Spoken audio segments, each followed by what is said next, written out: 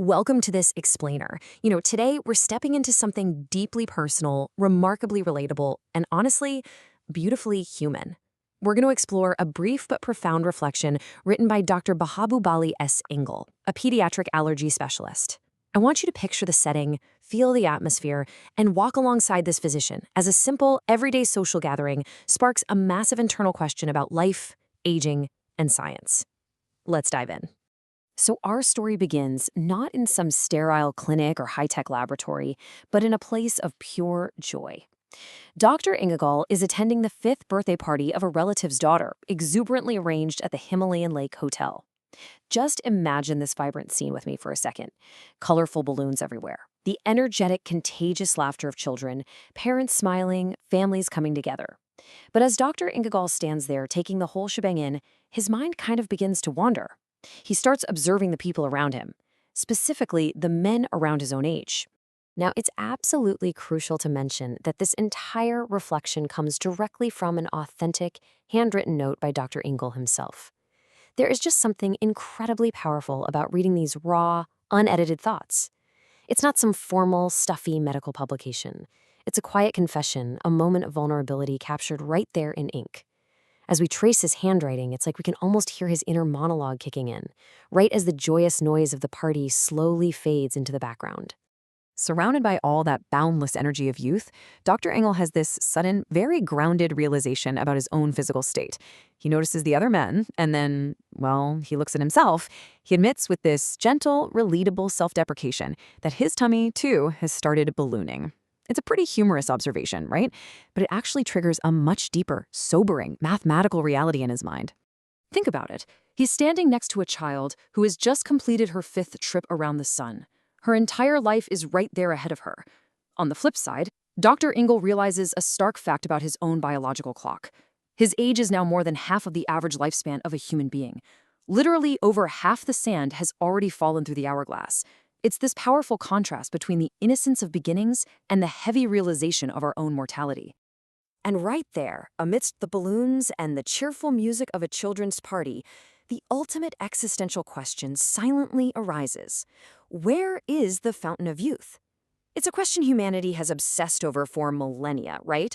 But here, it's just a quiet, profound thought from an observing doctor. And as a man of science, his mind immediately shifts gears and turns toward medical research. So that brings us to the science of longevity, and specifically exploring calorie restriction. His note points to a fascinating, though challenging area of study, calorie restriction, and the striking number he recalls is 20%. Research suggests that if you eat 20% fewer calories, you could potentially live roughly 20% longer. Now, to put that into perspective, while current evidence shows definitive lifespan extension mostly in animal studies, for humans it vastly improves metabolic health and the biomarkers of healthy aging.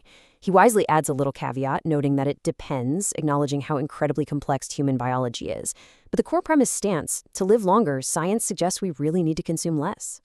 The biological mechanism behind this is actually quite elegant. A lower caloric intake leads to a lower oxidation rate in the body. So, by reducing that metabolic wear and tear, we literally slow down the aging process itself. It makes perfect logical sense under a microscope.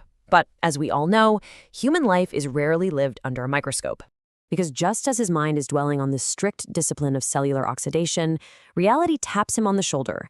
He walks up to the food table, and wow, what an incredible table it is. He writes that there were varieties of dishes served that he had never even seen or tasted before.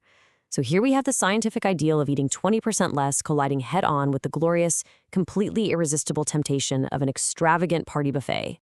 As a server hands him a sweet, one that he describes as delicious as one can possibly imagine, a new dilemma forms. The question suddenly becomes, without being starved, can we live longer? Do we absolutely have to sacrifice the culinary joys of life just to squeeze out a few extra years? I mean, who hasn't wondered that? Well, let's look at a potential biological loophole, specifically focusing on a really exciting protein discovery out of Yale. He recalls this fascinating experimental research where scientists identified a specific protein called PLA2G7. This protein is intimately involved in this crucial triad of inflammation, aging, and calorie restriction. It turns out PLA2G7 is a key player in exactly how our bodies process the benefits of eating less. This illustrates the absolute promise of modern biomedical research. Dr. Ingale realizes that by manipulating proteins like PLA2G7, science might one day allow us to reap all those physiological benefits of calorie restriction without having to put ourselves on a miserable starvation diet. We could theoretically slow down aging, all while still enjoying the incredible spread at a birthday party. A real game changer, right? So, armed with this comforting knowledge of cutting-edge protein research, what do you think our observant, highly educated physician does next? He walks right over to the ice cream stall and happily secures 2 giant scoops of mint chocolate chip. It is just a wonderfully human moment. Despite all his knowledge of oxidation rates and biological clocks, the tangible joy of mint chocolate chip wins out for sure.